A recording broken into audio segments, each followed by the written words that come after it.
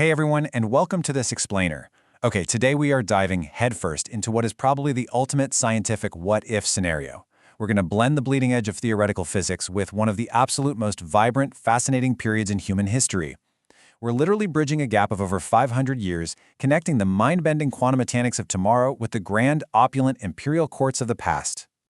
Seriously, what if you could actually pull it off?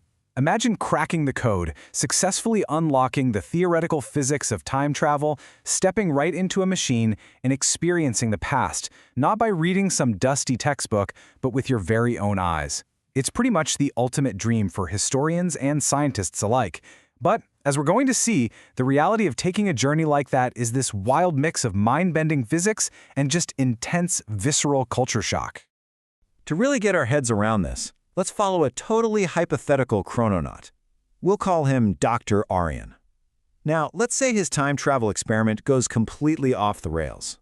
Instead of safely observing history from behind some futuristic glass, he falls directly into the 16th century Mughal Empire, landing smack dab in the middle of Emperor Akbar's court. But before we get to the elephants and the emperors, we first need to look at the science of how he even got there. All right, Section 1, the physics of time travel. Let's get right into the nuts and bolts. So, to actually launch our guy into the past, we've got to talk about closed time-like curves. Back in the mid-20th century, physicists were looking at solutions to Einstein's equations, specifically something called the Gödel-Tipler metric. What they found was that if you could somehow get ordinary matter to rotate as concentric cylinders at the literal speed of light, it would warp spacetime so severely that it creates a loop. Think of it like a massive whirlpool in the fabric of reality itself. If you follow a path along this curve, you end up exactly back where and when you started. It's essentially the fundamental blueprint for building a time machine. But how do you actually make matter spin at the speed of light? Well, enter the helical laser cavity, which was this brilliant invention by Corning Optical in 2061. It uses circularly polarized light. I want you to imagine two intertwined spiral staircases made entirely of photons, moving in opposite directions, so one ascending, one descending, but they never actually cross paths. The energy density of these laser beams becomes so unbelievably immense that it physically warps the space-time right around it. And here's where it gets really wild. Scientists figured out a way to physically separate those two beams. Because the light is circularly polarized, the whole cavity behaves exactly like two concentric cylinders made of pure laser energy, spinning at the speed of light. That little gray region right there in the dead center, that is the absolute sweet spot. That's the pocket where closed time-like curves can actually exist. Now hold on, because there was a massive roadblock here. Every single time scientists tried to inject a particle into this setup, the whole thing just collapsed. It's what we call the Hawking-Thorne grandfather paradox. The universe essentially acts as a giant cosmic bouncer. Its global structure of spacetime has to be causally unique to protect history from ripping itself apart with paradoxes. So any attempt to change the past, or honestly even travel to it, triggers the timeline to protect itself by just outright destroying the time machine. So how exactly do you sneak past a cosmic bouncer? Well, in 2098, the physicists over at the isolated L5 lab decided to use quantum entanglement. By injecting entangled dark matter particles into the cavity, one moving clockwise, one counterclockwise, the whole system suddenly balanced out. One particle goes back in time, adding mass to the past, right? But it essentially borrows this mass from the future by sending its entangled partner forward in time. It's a zero-sum game, so the timeline evens out. The data literally proved it, showing particles achieving negative time shifts. And this incredibly delicate, highly experimental mechanism is exactly what accidentally hurls Dr. Aryan into the past. Moving on to Section 2, the time traveler's culture shock. Because, let's be real for a second, time travel isn't some relaxing historical vacation, right? It is a sheer, brutal survival scenario. The second Dr. Aryan steps out of that loop, he faces immediate, completely lethal hazards. First off, languages evolve so incredibly fast that even a jump back just a few centuries makes local speech almost totally unintelligible. Then you've got the extreme psychological culture shock of a totally alien world. Plus, he's suddenly exposed to lethal historical diseases that his modern, pampered immune system has absolutely no preparation for. And on top of all that, he has completely lost every single piece of the modern technological infrastructure we take for granted every day. Think about it. To literally anyone before the mid-19th century, just pulling out your cell phone for a quick video call wouldn't just be confusing. It would be seen as pure, unadulterated magic, maybe even dangerous magic. Dr. Arian is instantaneously cut off from the global nervous system of information. No internet, no GPS, no emergency services. He is entirely, profoundly alone.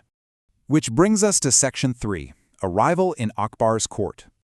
Now, when Dr. Arian finally opens his eyes after this crazy trip, he hasn't landed in some primitive dirt hut wasteland. Not at all. The Mughal Empire under Emperor Akbar was incredibly, staggeringly sophisticated. Our time traveler would be completely stunned by the monumental waterworks, for one. I mean, Akbar literally ordered the construction of a massive 13-gate dam at his capital city, Fatehpur Sikri. This thing created a huge, shallow artificial lake, and from there, engineers used these massive mechanical water wheels to lift the water up into the city. They relied entirely on gravity to feed this gorgeous, complex system of flowing channels, pools, and reservoirs. Akbar was even inventing early versions of prefabricated and movable homes. Let's dive a bit deeper into that in Section 4, The Wonders of Mughal Science. Just look at the Jaigarh Fort Cannon Foundry. Because they had access to local iron ore mines, the Mughals managed to engineer what was frankly one of the most efficient foundries on the planet at the time. They actually built these massive wind tunnels designed to suck air straight from the high mountains directly down into their furnaces. By doing this, they achieved temperatures hitting an astonishing 2,400 degrees Fahrenheit. The liquid molten metal would fill up a reservoir chamber, allowing them to cast these absolutely massive 16-foot-long cannons in just a single day. They even used precision gear systems driven by oxen to perfectly hollow out the heavy iron barrels. It's mind-blowing engineering. And their military innovation? Honestly, it's just staggering.